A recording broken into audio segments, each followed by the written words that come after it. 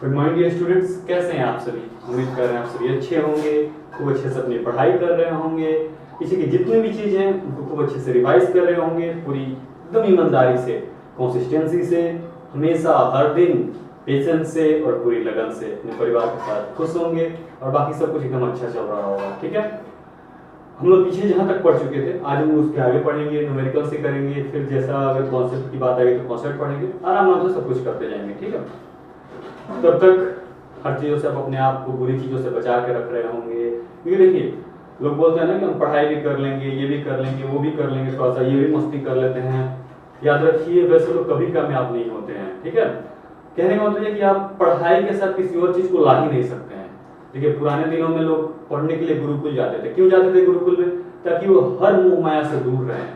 ठीक है, क्योंकि पढ़ाई खुद एक तपस्या है। अगर इसके साथ आप कुछ और करने लगेंगे ना तो कुछ दिनों बाद आप जिस ट्रैक पे रहना चाहिए आपको, आप उस ट्रैक को कब का छोड़ दिए होंगे। ठीक है, तो अपने आप को किसी और चीज में, किसी भी और चीज में इन्वॉल्व मत होने दीजिएगा सिवाय पढ़ाई के। ठीक है, खूब अच्छे से पढ़ाई करिए। जब एक दिन पढ़ाई जब पूरी हो जाएगी, मुश्किल से 2-3 साल में, 12th के बाद 2-3-4 साल अच्छे से मेहनत कर लीजिए, बस पूरा सेट है। इवन आप 12th अच्छे से पढ़ लीजिए तो एक अच्छे इंस्टीट्यूशन आप चले जाइए, बस लाइफ सेट हो गया।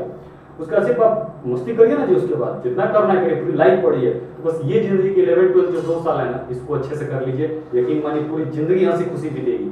तो ये 2 साल आपको अच्छे से रहना है कि अगला पढ़ना है कि अगले जिंदगी में पछताना है, ये आपको डिसाइड करना है। अभी 2 साल पढ़ लीजिएगा तो लाइफ टाइम हंसिएगा, और अभी अगर 2 साल हंसिएगा तो लाइफ टाइम रोइएगा। ठीक है, तो आपको क्या सिलेक्शन करना है ये आपकी चॉइस है। तो बेहतर है कि आप इसी 2 साल अच्छे से अपने आप को रगड़िए, जितना तकलीफ होगा इसी 2 साल में होगा, उसके बाद से पूरी जिंदगी अच्छे से कटेगी।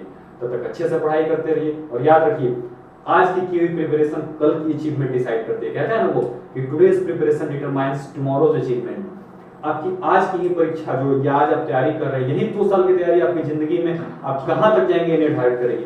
11th-12th पूरी लाइफ आपका पीछा नहीं छोड़ेगी। और जो इंसान 11th-12th अच्छे से पढ़ लेता है ना, वो कभी पूरी लाइफ मतलब किसी एग्जाम में डरेगा नहीं, करियर से उसको कोई दिक्कत नहीं होने वाली अगर अच्छा से पढ़े। भले ही सिलेक्शन जिसमें चाहेगा उसमें नहीं हुआ, लेकिन वो हारेगा नहीं कभी। और जिसका 11th-12th कमजोर हो गया ना, तो समझो उसके शरीर का स्पाइनल कॉर्ड खराब हो गया, और स्पाइनल कॉर्ड खराब होता है तो पता है ना, शरीर पूरी पैरालाइज हो जाती है। तो इसी तरह 11th-12th का कॉन्सेप्ट है, एकदम अच्छे से याद रखिए। उसके बाद से इंजीनियरिंग में जाइए, बीएससी, ग्रेजुएशन, गेट, कुछ भी चाहिएगा सारा इसी से कनेक्टेड है एकदम। ठीक है, तो 11th-12th को अच्छे से कर लीजिए और अच्छे से पढ़ाई करिए। तब कुछ अच्छी बात क्या है आज की अच्छी बात कि वो कहते हैं ना स्वामी विवेकानंद जी का कोटेशन, जो उठो जागो और तब तक मत रुको जब तक कि अपने लक्ष्य को प्राप्त न कर लो। मतलब कि wake up, rise and do not stop till you achieve your goal. मतलब कहने का मतलब ये है कि आप दिन रात अपने गोल के बारे में सोचिए। देखिए आप सो के उठ रहे हैं तो दिमाग में है कि हमको मेरा लक्ष्य ये है, हम उसके लिए ये करना है। तो जितनी बार आपके दिमाग में ये चीज रहेगा ना, आपको कुछ और आएगा ही नहीं दिमाग में। जब आप देखिए आप पढ़ाई से रिलेटेड कुछ सोच रहे होंगे, कैसे बेस्ट करें उसको, कैसे मतलब दिन रात आप उसी के बारे में सोचेंगे। तो इससे क्या होगा ना कि हैबिट आपकी हर जुनून, हर चीज आपको उसी की तरफ ले जाने के लिए प्रेरित करेगी। और ऐसी प्रेरणा जब मन में गई तो तय बात है कि आपको वो मंजिल मिलना ही मिलना है। तो दिन रात अपने मंजिल के बारे में सोचिए, ताकि कोई बुरी ख्याल नहीं है। इस उम्र में बहुत बुरी ख्याल आते हैं दिमाग में, उसे दूर रखने के लिए अपने एम के प्रति एकदम लॉयल रहिए। ठीक है, अगर एम के प्रति लॉयलिटी है ना आपकी, तो कोई ऐसी चीज नहीं है जो आपको भटका सके। माँ पिता के साथ रहिए, जो हमेशा कहते हैं, उनके ब्लेसिंग्स के बीच रहिए। अपने टीचर्स की, अपने परिवार की जो फोटोज है उनको अपने पास रखिए। उससे क्या होगा कि आपकी पढ़ाई में मन लगेगी। चलिए ठीक है, इन अच्छी बातों के साथ खूब अच्छे से पढ़ाई करते हैं।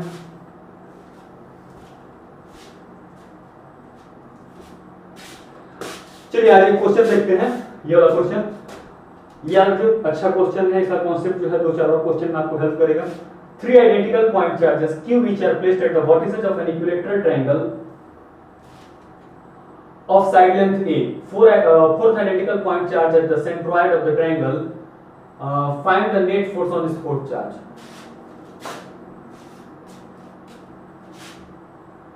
यहाँ एक चीज छूटा हुआ है, क्या है? Is placed.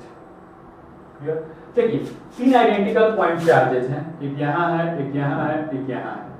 ये इक्विलेटरल ट्रायंगल है, सारे साइड बराबर हैं। इसके तीनों वर्टिसेस पे 3 पॉइंट चार्ज जो सेम है, आइडेंटिकल रखे गए, और एक चौथा चार्ज लाया गया, ऐसा ही चार्ज है, और उसके सेंट्रोइड पर रखा गया, सेंट्रोइड पर रखा गया। क्लियर है? अब पूछ रहा है कि इस पे नेट फोर्स कितना लगा, यहाँ पर निकालना है। देखिए बहुत अच्छे इसमें कॉन्सेप्ट आपको समझ में आएंगे। अभी ध्यान से देखिए, सेंट्रॉइड किसी भी ज्योमेट्रिकल फिगर का ज्योमेट्रिकल सेंटर होता है, ठीक है, वो उस पॉलीगन का एकदम एग्जैक्ट सेंटर होता है, हर जगह से उसकी बराबर दूरी होती है, ठीक है। अब देखिए तीनों वर्टिसेस से बराबर दूरी पे होगा। अब आप जानते हैं किसी भी ट्रायंगल में सेंट्रॉइड जो होता है वो क्या होता है, मीडियन, तीनों मीडियन जहां एक दूसरे को इंटरसेक्ट करते हैं वहीं सेंट्रॉइड बनता है, क्लियर है। अब मीडियन क्या होता है, अपोजिट वर्टेक्स से अपोजिट साइड के मिड पॉइंट को ज्वाइन करने वाला लाइन मीडियन क्या होता है। तो तीनों मीडियन जहां एक दूसरे को जोड़ते हैं वहीं सेंट्रॉइड बनता है, ठीक है। The point where all the three medians of the triangle intersect each other is known as centroid of the triangle। अब देखिए कोई भी सेंट्रॉइड है ना, वो किसी भी मीडियन को कितने हिस्सों में डिवाइड करता है, 2:1 के हिस्सों में डिवाइड करता है। देखिए ये एक मीडियन है, ऊपर वाला हिस्सा लंबा है, नीचे छोटा है, इसमें ये लंबा ये छोटा है, इसमें ये लंबा ये छोटा है, तो जो लंबा वाला हिस्सा होगा ना वो 2x हो जाएगा और नीचे वाला जो होगा वो x हो जाएगा, क्लियर है। मतलब कि कोई भी सेंट्रॉइड किसी मीडियन को 2:1 के हिस्से में डिवाइड करता है, मतलब वर्टिसेस से 20 तक 2:2 और उसके नीचे 1, ठीक है। तो 2:1 के रेशियो में डिवाइड करता है, याद रखिएगा इसका। अब देखिए कोई इक्विलैटरल ट्रायंगल है, साइड ए है, ए है और ये मीडियन है, तो a/2 इधर a/2 इधर। अब बताइए ये a/2 और ये तो पता है आपको कि 90 डिग्री पे मीडियन आते हैं इसके, तो ये a/2 तो ये वाला जो लेंथ है वो कितना आ जाएगा, पाइथागोरस थ्योरम लगाइएगा, a² - a² 4 3a² 4 आएगा, मतलब √3a/2 आ जाएगा। अब ये बताइए ये टोटल 2:1 के रेशियो में बटा हुआ है, मतलब एक 2x है एक x है, कहने का तो ये दोनों मिलके कितना है 3a/2 है। यहाँ से अगर हम x की वैल्यू निकाले तो हो जाएगा आपका 3x = √3a/2, यहाँ से x की जो वैल्यू आएगी वो आएगी a/2√3। तो यहाँ से ऊपर वाला जो हिस्सा है ये वाला ये 2x है, मतलब 2 * a/2√3 बोले तो a/√3 और ये नीचे वाला जो हिस्सा है a/2√3। ये ज्योमेट्रिकली इसलिए समझाना इंपॉर्टेंट है कि ये वाला जो दूरी होगा ना सेंट्रॉइड से वर्टेक्स का वो a/√3 होगा और उसके नीचे वाला a/2√3 और ये कैसे आए ये आपको हम दिखा दिए, क्लियर है। तो याद रखिएगा ये आपसे ऑब्जेक्टिव भी पूछ देगा कहीं कहीं। तो ये मैथमेटिकल अप्रोच इसका जो था यही था। अब ध्यान से देखिए एक यहाँ पे फोर्स लगाया, सेम फोर्स है, एक दूसरे को रिपेल करेंगे, तो रिपेल करेंगे तो देखिए इसमें क्या होगा, ये इसको इधर रिपेल करेगा, ये इसको इधर रिपेल करेगा। मान लेते हैं ये भी फोर्स एफ लगाएगा, डिस्टेंस उतना ही है, ये भी फोर्स एफ लगाएगा क्योंकि ये डिस्टेंस और ये डिस्टेंस बराबर होगा। अब देखिए और ये वाला जो फोर्स है कहाँ जाएगा, नीचे की तरफ जाएगा, क्लियर है। तीनों फोर्स का हम डायग्राम समझ गए, इसको थोड़ा और अच्छे से आपको डायग्राम समझा देते हैं। यहाँ से ध्यान देखिए ये बीच वाला है, ऊपर वाला क्या करेगा, इसको यहाँ से बोलेगा भाई आप नीचे जाइए, ठीक है। ये वाला जो है ये इसको बोलेगा आप इधर जाइए और ये वाला इसको बोलेगा आप इधर जाइए, ठीक है। इस तरह से कुछ होगा। अब ध्यान देखिए ये एंगल कितने डिग्री का है, टोटल 60 डिग्री, तो ये वाला 30 डिग्री है, तो ये वाला कितना डिग्री हो जाएगा 60 डिग्री हो जाएगा। अब ये 60 ये 60 ये 60 ये 60 ये 60 ये सारे एंगल 60 के हैं, तो ये 60 ये 60, तो ये f है, अगर ये f है तो इधर क्या आएगा, इधर आएगा f cos 60 डिग्री और इधर आएगा f sin 60 डिग्री, ठीक। इसका इस f का क्या आएगा, इधर फिर sin वाला कंपोनेंट आएगा और इधर cos वाला कंपोनेंट आएगा, क्लियर है। रिजॉल्व कर रहे हैं बस हम, और नीचे जो वाला f तो लग ही रहा है। अब ध्यान दीजिए ये 2f cos 60 डिग्री हो गया ना, मतलब ऊपर की तरफ 2f cos 60 डिग्री और नीचे की तरफ f। ध्यान से देखिए इसको आप सॉल्व करिएगा तो 2f और cos 60 का वैल्यू 1√3/2 होता है। ध्यान से देखिए ये भी f ही है, मतलब फाइनली हम क्या देखे कि नीचे भी f है ऊपर भी f है। अब समझ में आ गया, मतलब इस पे क्या हम देखेंगे, फाइनली हम देख रहे हैं कि नेट फोर्स कितना हो जा रहा है, F net on fourth charge Q = 0। Net charge कितना गया Q, इसमें कुछ करना नहीं था, आपको ज्योमेट्रिकली हम सारा चीज दिखा दिए, फिर रिजॉल्व करके दिखा दिया। आपने देखा कि 2f cos 60 ऊपर आ रहा था, sin को कैंसिल कर दिया और नीचे f वाला लग रहा था, और ये भी कुछ और नहीं f ही है, एक दूसरे को क्रॉस कट कर दिया, फाइनली फोर्थ नेट चार्ज कितना आ गया 0 आ गया, ठीक है। तो ये हमारा आंसर था, कोई इसमें ज्यादा कुछ नहीं था, बस सिंपल सा था, रिजॉल्व करना था। तो देखिए इस क्वेश्चन से आप एक चीज देखिए ध्यान से समझिए, एक बड़ा बहुत अच्छा कॉन्सेप्ट बाहर निकल के आया। वो कॉन्सेप्ट क्या है उनको बताते हैं। चलिए यही लिख देते हैं आपको वो कॉन्सेप्ट जो हमारे पास निकल के आया। कॉन्सेप्ट क्या है भाई? कॉन्सेप्ट ये है कि if identical point charges, if identical point charges are placed at the vertices, are placed at the vertices of a regular polygon, ठीक है? If identical point charges are placed at the vertices of a regular polygon, then net force on the central charge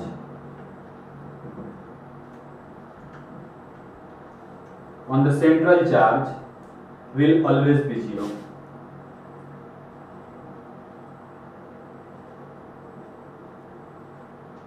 ठीक है? If identical point charges are placed at the vertices of a regular polygon, the net force on the central charge will always be zero. ठीक है? कहने का मतलब ये है कि देखिए रेगुलर पॉलीगन का मतलब क्या होता है? इसके सारे साइड्स बराबर हो, जैसे इक्विलेटरल ट्रायंगल रेगुलर पॉलीगन है। तो रेगुलर पॉलीगन पे अगर तीनों वर्टेक्स पे, चारों वर्टेक्स पे, पांचों वर्टेक्स पे अगर हम आइडेंटिकल चार्ज रख देते हैं ना, तो उस पॉलीगन के बीचों बीच अगर हम कोई भी चार्ज लाते हैं तो उस पर नेट फोर्स हमेशा क्या होगा? जीरो होगा। जैसे इस केस में देखिए हमेशा जीरो आया, और यहाँ पे भले ही कोई और चार्ज भी क्यों ना, ये क्यू क्यू क्यू है, यहाँ टू क्यू है, फोर क्यू है, कुछ भी है, तो देखिए यहाँ अगर मान लेते हैं 2q है तो इसका तो ये फोर्स हमेशा तो बराबर ही रहेगा। तो यहाँ कोई भी चार्ज आए, नेट फोर्स सेंट्रल चार्ज पे क्या होगा? जीरो होगा।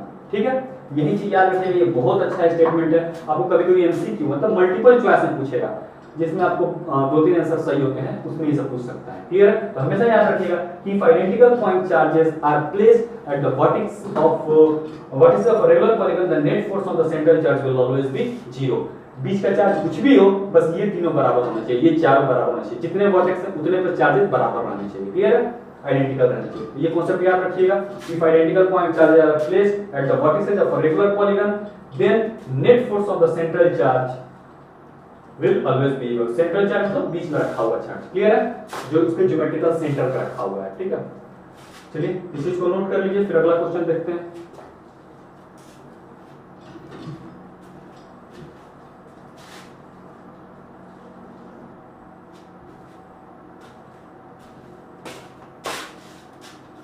और देखिए अगला क्वेश्चन है, ये भी बहुत इंपॉर्टेंट क्वेश्चन है, और इसके बाद ठीक इसी से रिलेटेड एक और क्वेश्चन आएगा, वो भी बहुत इंपॉर्टेंट होगा। ठीक है, देखिए हम हमेशा बोल रहे हैं कि दो चीज हमेशा कहते हैं, क्वेश्चन सब ज्यादा से ज्यादा सॉल्व करिए। ठीक है, तभी फिजिक्स मजा देगा।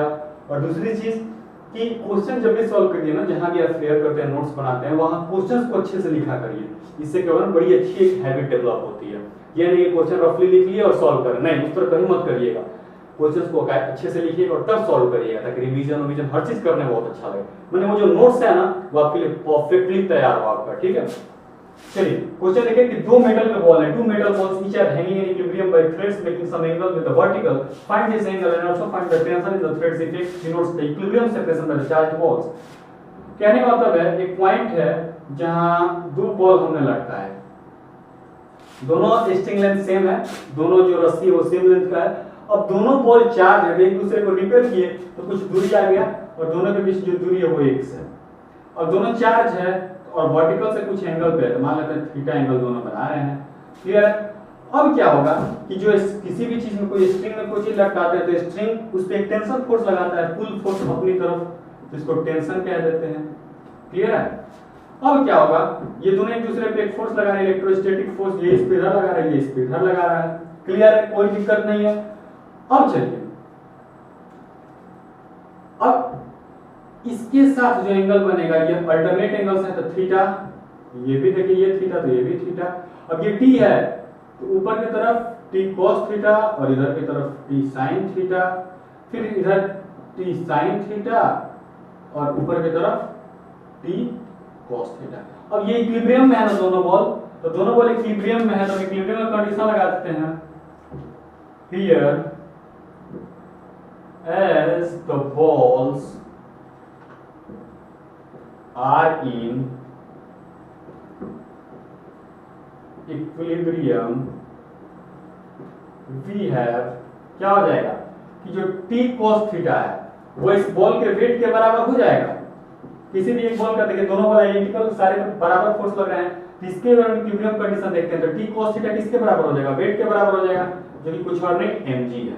ठीक है, ये इसको बैलेंस कर दिया। और जो Fe है, Fe वो कितना हो जाएगा, t sin थीटा के बराबर हो जाएगा। और ये Fe है कितना भाई, इलेक्ट्रोस्टैटिक फोर्स, तो हो जाएगा इलेक्ट्रोस्टैटिक फोर्स, मान लेते हैं इस पे चार्ज अगर कितना है q है और इस पे भी q है, तो दोनों पे चार्ज स्मॉल q मान लेते हैं, तो क्या हो जाएगा q square by 4 pi epsilon not, और दोनों के बीच की दूरी x स्क्वायर, ये t sin थीटा है। क्लियर है, यहां से ये निकल गया। अब देखिए आपको टेंशन निकालना है और एंगल थीटा निकालना है। क्लियर है, अब t cos थीटा पता है, t sin थीटा पता है, दोनों का स्क्वायर करके सॉल्व कर दीजिए। Here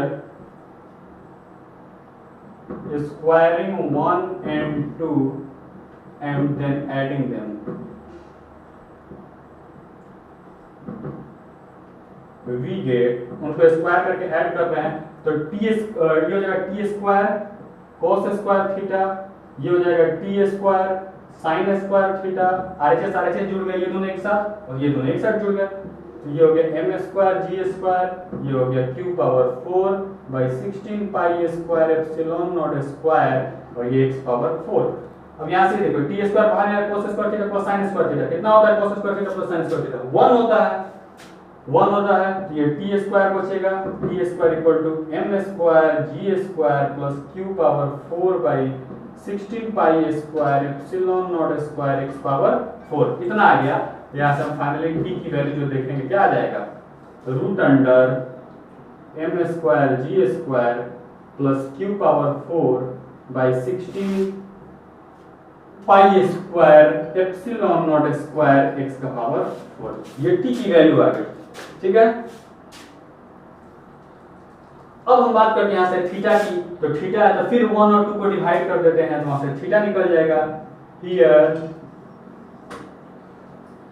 1 नहीं 2 पर करते हैं, 2 डिवाइडेड बाय 1 वी गेट, तो 2 का क्या है ये t cos थीटा, तो ये है t sin theta, t sin theta divided by t cos theta is equal to sin theta को ऊपर तो q square by 4 pi epsilon naught x square, और t cos थीटा का mg पे divide करेगा, mg डिवाइड कर दिया। यहाँ से ये sin थीटा और cos थीटा मिलकर क्या हो जाएगा tt कर दिया, और ये मिलकर tan थीटा हो जाएगा, तो ये हमारा हो गया tan theta equal to q square by 4 pi epsilon naught x square mg। यहाँ से फाइनली हम क्या लिखेंगे कि जो हमारा थीटा आएगा वो आएगा tan inverse q square by 4 pi epsilon naught x square mg, ये हमारी थीटा की वैल्यू है। क्लियर, ये आंसर हो गया, एक ये आंसर और एक ये आंसर। क्लियर, दो आंसर नोट करिए, एकदम आसान था, इक्विलिब्रियम का कंडीशन लगाए और फाइनली मैथमेटिकल तरीके से सॉल्व करके टेंशन भी मिल गया हमको और ये थीटा की वैल्यू भी मिल गई। क्लियर है, इसको नोट कर लीजिए।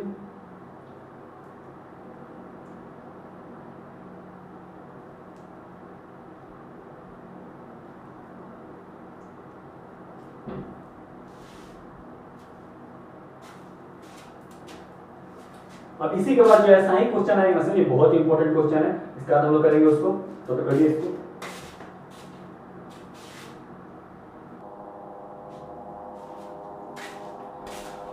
ये देखिए ये क्वेश्चन बहुत इंपॉर्टेंट है, मतलब सबसे ज्यादा इंपॉर्टेंट है क्वेश्चन, ठीक है, very very important.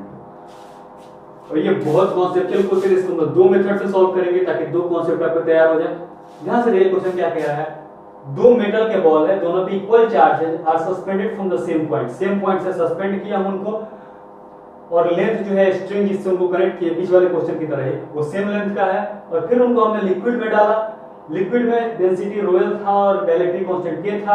Density of the ball आपको निकालना है सच दैट कि जो एंगल है स्ट्रिंग का वर्टिकल के साथ, दोनों स्ट्रिंग का जो वर्टिकल के साथ एंगल है वो एयर में भी उतना ही है और जिस लिक्विड में डाला गया है उसमें भी वही है। यही कंडीशन दी है, इसका इस्तेमाल करते हैं हम। फिगर बना लेते हैं, ये पॉइंट है यहाँ से एक बॉल ऐसे था, दूसरा बॉल ऐसे था, यहाँ थीटा था, यहाँ थीटा था, एयर में था। फिर उसके बाद से क्या किया हम कि इस बॉल को हम किसी लिक्विड में लेकर के आ गए। फिर ये जो फिगर है कुछ इस तरह दिखेगा। अभी भी लिक्विड में भी क्या था, कंडीशन ये वहां भी थीटा ही था और ये लिक्विड है, ठीक है, लिक्विड में हम डाल दिया। क्लियर? दो कंडीशन है, दोनों का इस्तेमाल करना है और फिर रिजल्ट निकाल लेना है। देखिए कैसे सॉल्यूशन करेंगे, बहुत आसान है।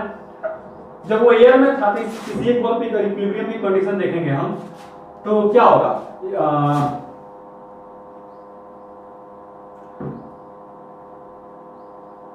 यहाँ पे टेंशन था, यहाँ पे फोर्स लग रहा था इलेक्ट्रोस्टैटिक, जो रिपल्सिव फोर्स था, इस पे वेट लग रहा था। क्लियर है? फिर हमने क्या किया था, इसको रिजॉल्व कर दिया था। यहाँ से ऊपर की तरफ क्या आया था, टी कॉस थीटा आया था और इधर की तरफ टी साइन थीटा आया था। इस बॉल पे भी वही था। इस केस में क्या हो जाएगा, बस एक इधर पे एफ ही लगेगा, एफ डैश ई मान लेते हैं कि डाइलेक्ट्रिक में जो फोर्स है वही बदल जाएगा, एफ डैश ई है, क्या है ये, एफ डैश ई। नीचे तो वेट लगेगा ही, ऊपर टी कॉस थीटा भी आएगा, लेकिन एक ऊपर एक और फोर्स आ जाएगा, इसको बाउंडेड फोर्स कहते हैं। लिक्विड में डालने से उस एक ऊपर की तरफ रिपल्सिव फोर्स भी आ जाएगा, बाउंडेड फोर्स, अपवर्ड फोर्स आ जाएगा, और इधर टी साइन थीटा उतना ही रहेगा। तो दोनों ही केस में चेक कर लेंगे उस बॉल की इक्विलिब्रियम, ठीक है, और फिर सॉल्व कर देंगे। तो पहले वाले केस में तो हम जानते हैं कि एस, पहले वाले क्वेश्चन का जो ये वाला कंडीशन, पिछले वाले क्वेश्चन सब ले रहे हैं रिजल्ट, याद रखिएगा उसको। अगर आप इसको नया से बनाएंगे तो पिछले वाले क्वेश्चन को सॉल्व कर लीजिएगा, तो उसका सॉल्यूशन यहाँ रखिएगा। हम डायरेक्ट इस रिजल्ट इस्तेमाल कर रहे हैं। As in air we have, चलिए लिख देते हैं, T cos theta is equal to weight equal to mg और T sine theta is equal to F E. मतलब कि दोनों पे अगर चार्ज क्यू क्यू है, इक्वल इक्वल चार्ज है ना, तो Q square by 4 pi epsilon naught x square. दोनों के बीच की दूरी भी हमेशा सेम है, यहाँ भी एक्स है और यहाँ भी एक्स है, क्योंकि थीटा तो पता ही नहीं है, दोनों इक्वल एंगल पे है, पानी में, लिक्विड में भी और एयर में भी, तो थीटा सेम है, एक्स भी सेम आएगा। कितना आएगा, एक्स। ये थीटा है, ये एल है, ये एल है, तो ये एल कॉस थीटा हो जाएगा और ये वाला L sine theta.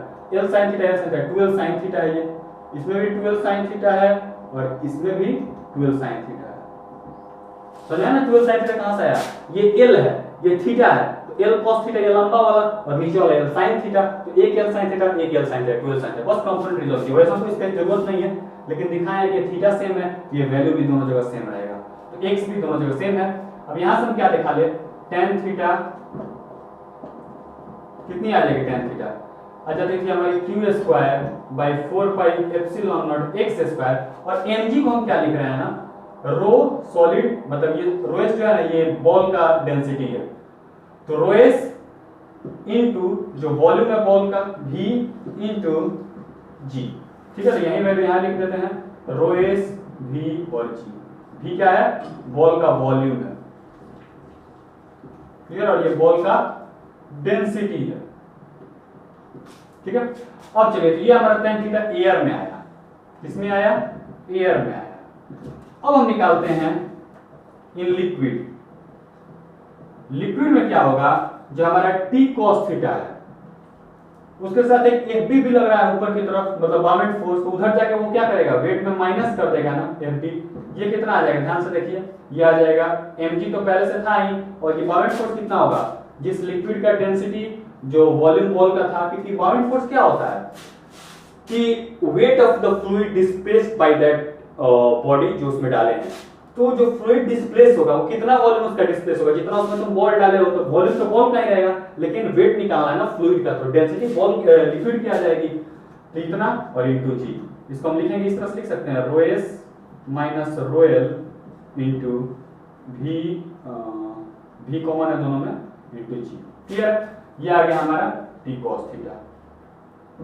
Similarly T sine theta कितना आ जाएगा भाई, वो तो उतना ही रहेगा, कितना, क्यू स्क्वायर बाई 4 पाई, अभी एप्सिलॉन नहीं लिख, के एप्सिलॉन नॉट आएगा, याद है ना डाइलेक्ट्रिक वाला केस कौन कौन पढ़े थे, और डिस्टेंस तो एक्स स्क्वायर आएगा। अब यहां से हमारा tan थीटा क्या आ गया, Q square by 4 pi K epsilon naught x square, और एक ये आ जाएगा क्या, rho S minus rho L into V into जी।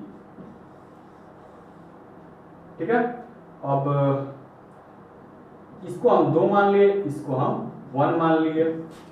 अब यहाँ पे फ्रॉम 1 एंड 2 वी गेट क्या मिला हमको, यहाँ से दोनों tan थीटा बराबर है तो ये भी बराबर कर दीजिए, Q square by 4 pi epsilon naught x square rho s V g is equal to Q square by 4 pi K epsilon naught x square rho S minus rho L into V g cancel, ये 4 pi epsilon x square cancel, यहाँ भी ये cancel, बस K बचेगा, Q square से Q square cancel. हम देखें कि 1 by rho s is equal to 1 by के time rho S minus rho L. इसको सॉल्व करिए, आ जाएगा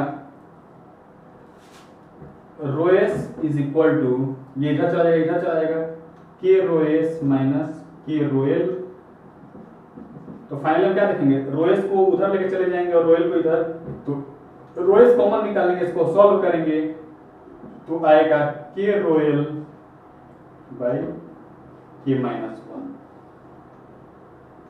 क्लियर, ये हमारा आंसर आ गया। रो एस की वैल्यू कितनी है, रो एस को उधर लेके चले जाएंगे, के रो एल इधर आएगा, तो के रो एल ऊपर बचेगा और रो एस बाहर नहीं, तो के माइनस 1 नीचे आएगा, तो रो एस इक्वल टू के रो एल बाई के माइनस 1, के रो एल बाई के माइनस 1। ये आ गई वैल्यू, डेंसिटी हमारी जो आ गई किसकी, बॉल की डेंसिटी। कितनी है बॉल की डेंसिटी, के into density of liquid bye के माइनस 1। के क्या है, डाइलेक्ट्रिक कांस्टेंट है। ये रिजल्ट था, इंपॉर्टेंट रिजल्ट था। बस हमने क्या किया, एयर वाला तो केस वही रह गया, बस लिक्विड में एक बावेंट फोर्स आ गया, तो ये यहाँ अलग थोड़ा सा हो गया और एक थोड़ा सा कॉलम फोर्स बदल गया, वहां से भी tan थीटा निकले, थीटा दोनों में सेम है, यहाँ दिया ही है कि जो एंगल रहना चाहिए हमेशा सेम है, तो उससे दोनों थीटा बराबर हो गया, तो ये दोनों बराबर करके रिजल्ट निकाल लिया। कितना है, के रो एल बाई के माइनस 1। ये याद रखिएगा, इस पे ये जनरल रिजल्ट है, आपको डेंसिटी दे देगा, उसका कुछ न्यूमेरिकल वैल्यू दे देगा और डेटा देकर आपको जवाब पूछेगा, कॉन्सेप्ट यही रहेगा, बस वैल्यू पुट करके निकाल लीजिएगा। तो ये सब क्वेश्चंस याद रखिएगा ना। तो देखो जेई मेंस में, एडवांस में, नीट में कभी कुछ क्वेश्चंस ऐसे आते हैं जिनकी कैलकुलेशन की आपको जरूरत नहीं होती है, आपको रिजल्ट याद होना चाहिए। रिजल्ट याद रहेगा, डायरेक्ट वैल्यू पुट करिएगा, रिजल्ट आएगा ठीक, तो समय बचेगा आपका। ठीक है, सबका सॉल्व करना जरूरी नहीं होता। तो चलिए ये याद, अब इसको मेथड 2 से देखते हैं कैसे हम कर सकते हैं। ठीक है, बहुत आसान है, इसको नोट कर लीजिए, तो मेथड 2 बताते हैं आपको।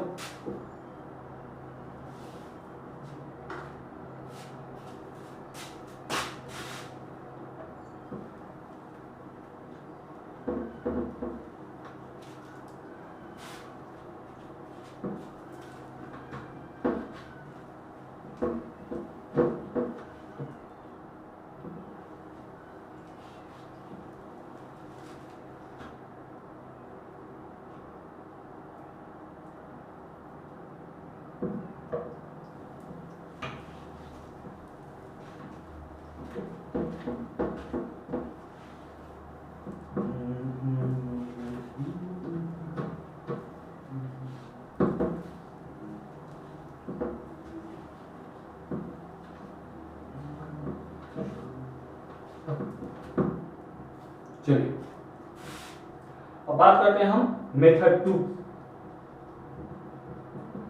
इसको लामीज थ्योरम से भी अब करेंगे। किससे, लामीज थ्योरम।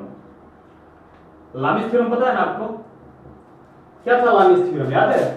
लामीज थ्योरम था कि अगर 3 कंकरेंट फोर्सेस हैं, कंकरेंट फोर्सेस तो passing through the same point, मानिए F है, F1, ये इधर F2, ये इधर F3, एक पॉइंट से पास कर रहे हैं तीनों, ये इधर से कहीं से आ रहा है, ये इधर से कहीं से आ रहा है, ये इधर से कहीं से आ रहा है, और इसके बीच मान लेते हैं θ3 एंगल है, और इसके बीच θ1 है, इसके बीच θ2 है। तो हम एक रिलेशन याद रखते हैं, F1 बाय इसका अपोजिट एंगल, इसके अपोजिट एंगल θ1 है ना, bye sin θ1 equal to F2 इसका अपोजिट एंगल θ2 है, sin θ2, और इसके F3 बाय sin θ3। ये यहां से आया है, ये तीनों चीज याद रखिएगा, ये रिलेशन याद रखिएगा। इसी तरह ये जो थ्योरम है, ये लामीज थ्योरम कहलाता है। 3 कंकरेंट फोर्सेस के लिए आप इस तरह से लगा सकते हैं, जो भी जितने मल्टीपल फोर्सेस के लिए आप लगा सकते हैं ऐसे, ठीक है। तो ये कंडीशन आप निकाल सकते हैं, इसी तरह से लामीज थ्योरम लगता है। अब ये कहां से आया है, कि ये साइन रूल आप लगा करके एक थ्योरम में निकाल सकते हैं, आप इसको बाहर ढूंढ सकते हैं बाद में इसको, तो अगर मन करे तो ढूंढिएगा कैसे आया है ये रिजल्ट, बहुत मतलब थोड़ा साइन रूल लगाइएगा, ऑटोमेटिक समझ में आ जाएगा। चलिए लामीज थ्योरम पे आगे इसी का इस्तेमाल हम उसको पहले वाले क्वेश्चन में करेंगे। जो डायग्राम था हमारा एयर में कैसा था, ये बॉल है हमारा, इसमें फोर्स लग रहा था ऊपर की तरफ टी cos थीटा, नीचे लग रहा था वेट, इधर लग रहा था टी sin थीटा, एक बॉल का इक्विलिब्रियम देख रहे थे, उधर लग रहा था इलेक्ट्रोस्टैटिक फोर्स। अब बताइए हम यहाँ से वेट और इलेक्ट्रोस्टैटिक फोर्स ये देख सकते हैं। तो देखिए ये वेट है, ये एंगल थीटा है और ये एंगल 90 माइनस थीटा है। क्लियर है? अब तीन फोर्स कहाँ कहाँ है ध्यान से देखिए तो, एक Fe है, एक टेंशन है और एक वेट है। Fe के अपोजिट में ये जो एंगल है कितना हो जाएगा, ये 90 माइनस थीटा, ये 90 डिग्री, ये वाला थीटा और ये 90 डिग्री और ये वाला 90 डिग्री। अब ध्यान से देखिए लामिस थ्योरम लगा रहे हैं हम, Fe और इसका अपोजिट एंगल ये दोनों मिला करके कितना हो जाएगा, sin 90 plus 90 minus theta 180 minus theta. और वेट के अपोजिट लगाइए कितना लग जाएगा, वेट ये है तो इसका अपोजिट ये वाला एंगल 90 प्लस थीटा। ठीक है, देखिए Fe ये वाला है तो ये दो फोर्स बचे उसके बीच का एंगल तो 90 90 180 माइनस थीटा, वो W के ऊपर अपोजिट जो एंगल है कितना आएगा 90 प्लस थीटा। यहां से दोनों के बीच में माइनस थ्योरम लगा दें तो क्या आएगा हमारा रिजल्ट, यहां से ध्यान से देखिए, यहां से हमारा आएगा Fe sin pi minus theta कितना होता है, sin थीटा ही होता है, और sin 90 प्लस थीटा कितना होता है, cos थीटा होता है। ये वाला रिजल्ट आ गया हमारा। क्लियर है? तो ये एयर में था। अब लिक्विड में क्या होगा भाई, लिक्विड में Fe जो है F डैश E हो जाएगा, F डैश E। क्लियर है? क्योंकि कूलम्ब फोर्स बदल जाएगा और यहाँ पे क्या हो जाएगा, एंगल sin थीटा ही रहेगा। क्लियर है? कोई दिक्कत नहीं है। अब बात करते हैं, और जो W है वो भी W ना रखे W डैश आ जाएगा क्योंकि बाउंड फोर्स आ जाता है और ये तो थीटा सेम ही है तो cos थीटा ही आ जाएगा। और एक रिजल्ट ये आ गया, एक रिजल्ट ये आ गया, एक रिजल्ट ये आ गया। अब दोनों को इस्तेमाल करके बराबर करके यहाँ से हम क्या निकाल लेंगे, तो इसको थोड़ा सा और एक लाइन आगे लिखते अगर हम तो क्या लिखते हैं, Fe by W is equal to tan theta, इसको हम 1 मान लेते हैं। ठीक है, और 2 इसको नहीं, इसको जो फाइनल सॉल्व करेंगे उसको मान लेते हैं। क्या है, यहाँ से भी tan थीटा निकाल लें। देखिए अल्टीमेटली हम पीछे वाले के ही सॉल्यूशन पे पहुंच रहे हैं, यहाँ से भी tan थीटा को बराबर करके रिजल्ट निकालेंगे। क्लियर? यहाँ से भी tan थीटा, तो tan थीटा सेम है, ये रिजल्ट भी दोनों सेम आ जाएगा। तो ये 1 ये 2, तो फ्रॉम 1 एंड 2 हम क्या लिखेंगे, इसको मिटा रहे हैं हम,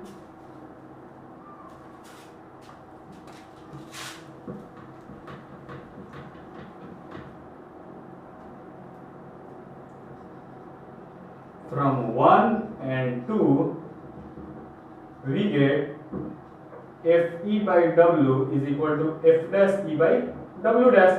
यहाँ से सिंपल आप सॉल्व करिएगा, क्या आएगा, Fe कितना है, electrostatic force Q square by 4 pi epsilon naught x square, और Fe आपको पता है ये W वेट कितना है, mg है ना, ये कुछ और नहीं mg के बराबर होता है। मास को बताएं आप रो s जो density into volume into g लिख सकते हैं।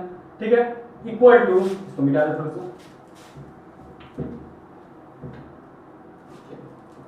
Is equal to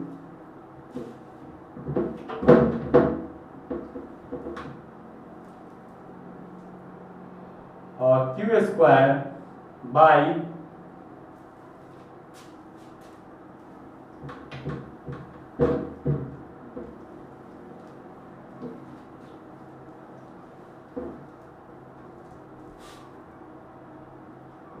Q square by 4 pi K epsilon not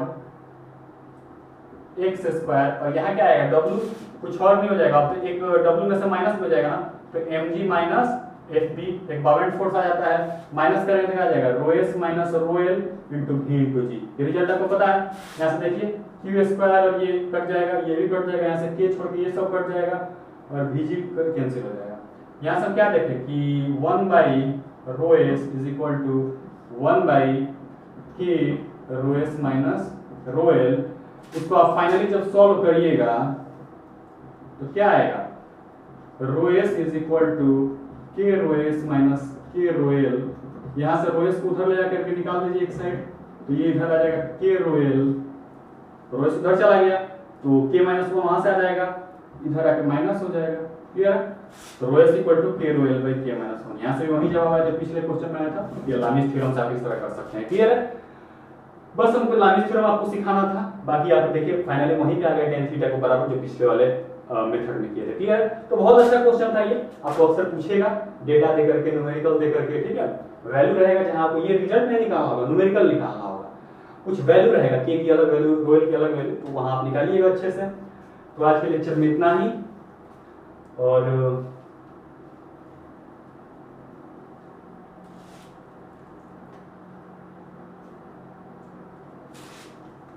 इसको नोट कर लीजिए।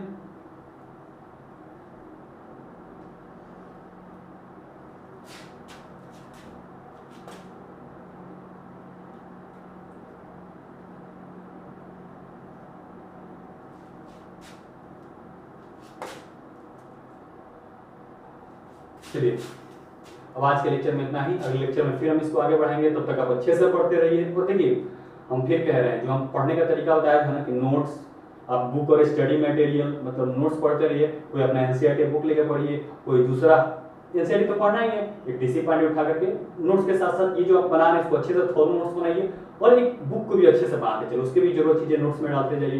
तो नोट्स हो गया, 2 बुक हो गया, प्रीवियस ईयर क्वेश्चन साथ में रख लीजिए, चैप्टर वाइज उससे बनाइए, और फिर रिवीजन करते रहो, टेस्ट सीरीज, हर चैप्टर का टेस्ट सीरीज दीजिए। ये 5 स्टेप जो है ना, नोट्स, बुक एनसीईआरटी और DC Pandey, previous year question की जगह एआई ट्रिपल या किसी भी चीज का एक चैप्टर वाइज आता है ले लीजिए, फिर रिवीजन और टेस्ट सीरीज, ये 5 सीढ़ी आपको जो हम पहले वीडियो में बताए थे।